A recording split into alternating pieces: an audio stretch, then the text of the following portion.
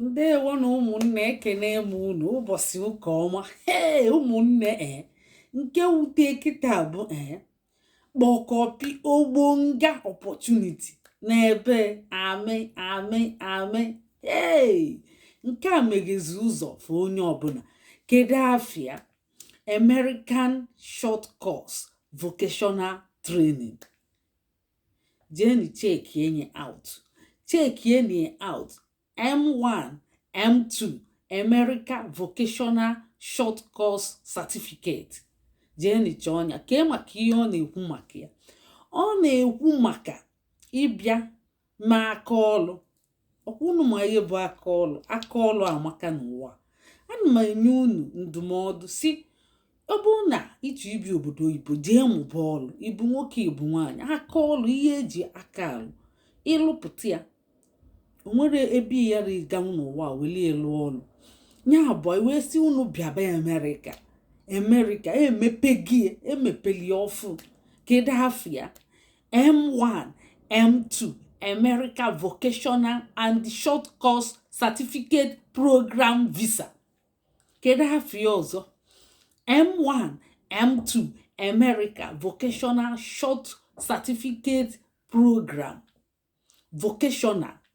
Ọ bụ vocational. Ịnụra vocational ịmara aka ọlụ. Ọ bụ kebere academic study nọ ịmụ aka ọlụ. Kedu ụmụ aka ọlụ unu ga-amụ? Mme isi, mme mbọ, mme makeup, mme painting, mme mechanic, mme acupuncture, mme ịmago ma woodwork ma metal work. Nya nke ọbụla ọ bụ ịlụ ụlọ medicine. Nke ọbụla ị ga-eme nsi nri nke a bụkwata ogbo ngawan. Nsi nri a bụ ezigbote aka ọlụ. Ị gaa n'any part of the world a ga-ewega a na-achọ ụmụ skill ndị agasị a na-enene. Kedu ka isi ga-eme apply? Ị ga-eji certificate gị nke secondary school ma apply. Onye idiri ije debe IELTS ma ọ bụ debe exam ma English proficiency. Onye idiri ụmụ ọtụtụ certificate gị chetabịa. Onye idiri echacha n'ogigene weli nke WAEC gị neko welie high school. Ịnụrụ ana high school ịma nọ secondary just welie welie mee gịnị tinye wee mee apply. Inwetie gị na ezinụlọ gị so ga-agaba.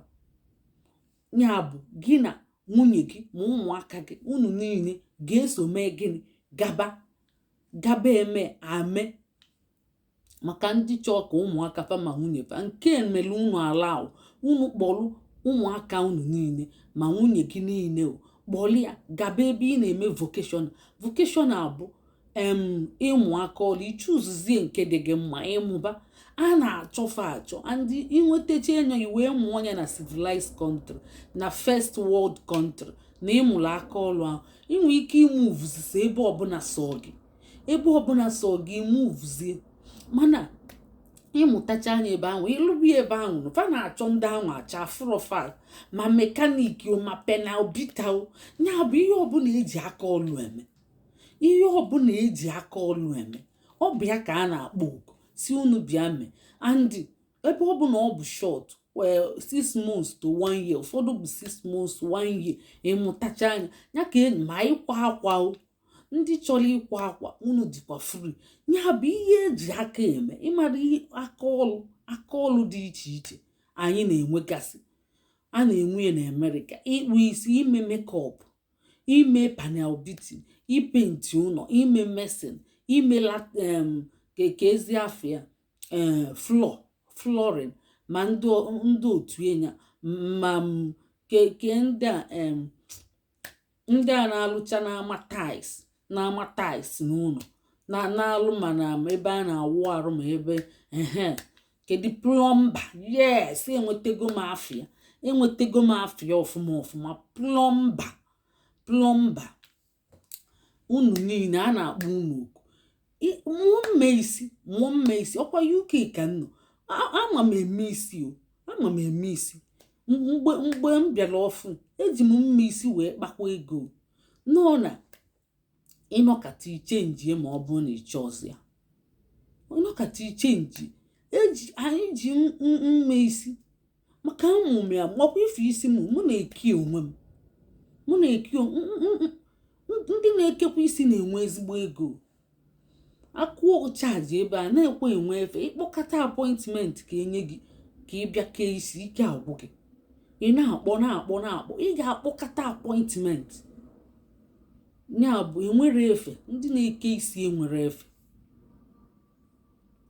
efe eji apọịntment eje ke mbọsị ị ga-eme m isi Monday by 2 ịbịaghị 2 o nwegokwa onye onye 3 ịbịazịa 3 bịa late onye ọzọ anọchigo gị o nwego onye ọ ga-eke by 2 by 3 ma n'ụtụtụ ma apọịntment ụfọdụ ịkpọ asị gị na next year ka o nwere efe ka ọ dịzịa next year onye ya mekete m wee mụọ nke onwe m isi by first ịkpọ ka ike isi asị gị this year agwụgo ebukuchego onene diary onye Angelina Monday Selena Tuesday nke andi ọbụkwasa Angelina ahụ ụnyaahụ ka ọ dịkwa ma ndị plọmba ma ndị panel bita ma ndị mekaniki ma ndị na-akpụ isi ma ndị na-eme nke fana na-eme ma ndị na-esi nri ọ bụzi nsi nri ọ bụ nnukwute